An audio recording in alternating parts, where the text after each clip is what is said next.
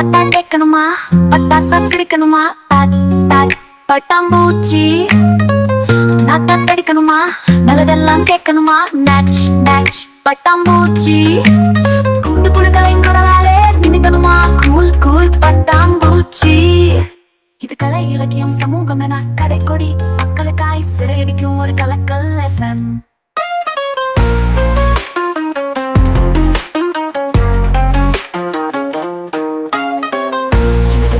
இலக்கியம் சமூகம் என கடைக்கோடி மக்களுக்காய் சிறையடிக்கும் ஒரு கலக்கல் FM.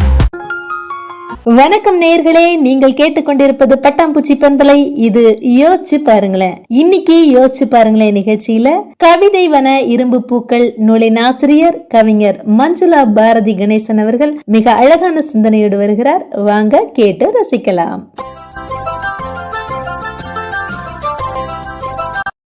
அன்பு பட்டாம்பூச்சி எஃப்எம் உறவுகளே வணக்கம். நான் மஞ்சுளா பாரதி கணேசன், மதுரையிலிருந்து. இந்த உலகத்தில் விலை மதிக்க முடியாத ஒன்று இருக்குன்னா அது நம்ம உயிர் தாங்க.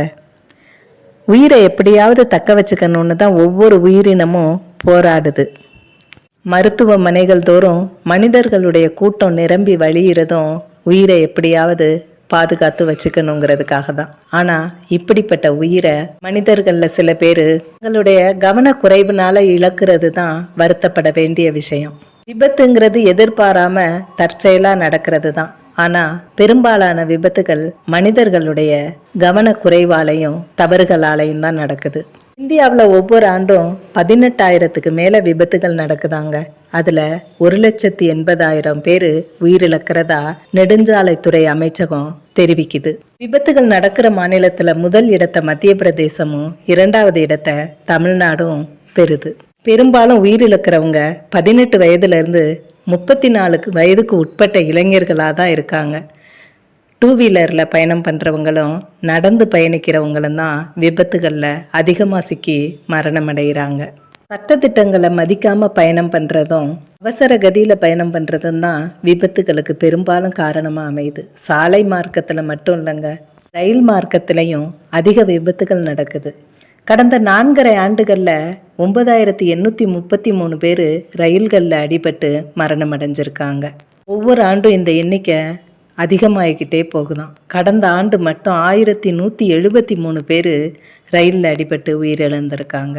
இந்த உயிரிழப்புகளுக்கு காரணம் முழுக்க முழுக்க கவனக்குறைவும் அவசர புத்தியும் தாங்க. ஓடுற ரயிலில் ஏற முயற்சி பண்ணுறது, ரயில் நிற்கிறதுக்கு முன்னாடியே இறங்க முயற்சி பண்ணுறது, ஜன்னல்லையும் வாசப்படியிலையும் நின்று எட்டி பார்க்குறது, சுரங்கப்பாதை ரயில் மேம்பாலமெல்லாம் இருந்தாலும் அதையெல்லாம் பயன்படுத்தாமல் தண்டவாளங்கள் வழியாக பயணம் பண்ணுறது, செல்ஃபோன் பேசிக்கிட்டே தண்டவாளங்களை கடக்கிறது, ஓடுற ரயில் முன்னாடி செல்ஃபி எடுக்கிறது, வீடியோ கால் பேசுகிறது, இதெல்லாம் தான் விபத்துகளுக்கு பெரும்பாலும் காரணமாக இருக்குதுங்க.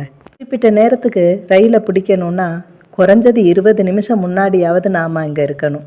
ஆனால் அவசரமாக போவோம், ரயில் போய்கிட்டு இருக்க ரயிலில் ஏறுவோம். இந்த மாதிரியான நேரங்களில் விபத்து தான் நடக்கும். பெரும்பாலான மனிதர்கள் அந்த நேரத்தில் வர செல்ஃபோன் அழைப்புகளை எடுக்காமல் இருந்தாலே விபத்துகளை தவிர்க்கலாம். ஆனால் ரயிலில் ஏற போகும்போதோ இறங்க போகும்போதோ வரும் செல்ஃபோன் அழைப்புகளை எடுத்து பேசும்போது கவனக்குறைவாக தண்டவாளத்துக்குள்ளே காலை விட்டுறாங்க, விபத்துகளில் சிக்கிடுறாங்க. இந்த மாதிரி இடங்களில் இருக்கும்போது வரும் அழைப்புகளை எடுக்கணும்னு என்ன கட்டாயம்? நமக்கு அமெரிக்க அதிபர் ட்ரம்ப்பும் ரஷ்ய அதிபர் புட்டினுமா கால் பண்ண போகிறாங்க. 3 தடவை ரிங் போனால் போயிட்டு போகுது. நாம் நம்ம இருக்கையை கண்டுபிடிச்சி உட்கார்ந்ததுக்கப்புறம் சாவகாசமாக ஃபோனில் பேசிக்கலாம். ஆனால் இதை யாருமே செய்கிறதில்ல. ஃபோன் வந்ததும் உயிரே பறக்கிற மாதிரி உடனே அட்டன் பண்ணுவோம். இடம் பொருள் ஏவெல்லாம் பார்க்க மாட்டோம் இல்லையா? ஒரு குடும்பத்தை சுக்கு நூறாக சிதைக்கிற வல்லமை படைச்சது விபத்துகள் மட்டும்தாங்க. ஒரு விபத்தை சந்தித்த குடும்பம் அதிலிருந்து மீண்டு வர்றதுக்கு பல ஆண்டுகளாகும், அல்லது மீள முடியாமலேயே கூட போகும். நான் சொல்கிறது உண்மை தானே? கொஞ்சம் யோசித்து தான் பாருங்களேன். மீண்டும் ஒரு நல்ல சிந்தனையோடு உங்களை சந்திக்கும் வரை விடைபெறுகிறேன். நன்றி, வணக்கம்.